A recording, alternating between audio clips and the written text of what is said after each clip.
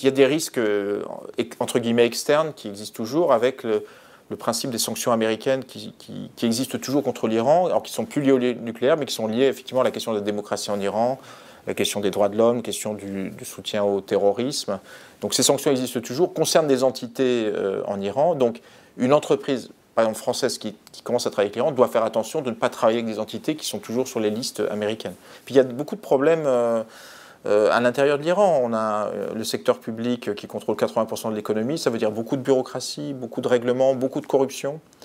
Donc ce n'est pas un environnement très favorable pour attirer l'investissement étranger. Vous avez un rôle du secteur privé qui est encore faible en Iran. Hassan Rouhani, le président de la République islamique d'Iran, a dit qu'il veut attirer, je crois, 50 milliards de dollars par an d'investissement étranger en Iran. Bon, très clairement, s'il veut atteindre cet objectif, il faut qu'il améliore l'environnement des affaires en Iran, qu'il diminue le poids du secteur public, diminue la corruption.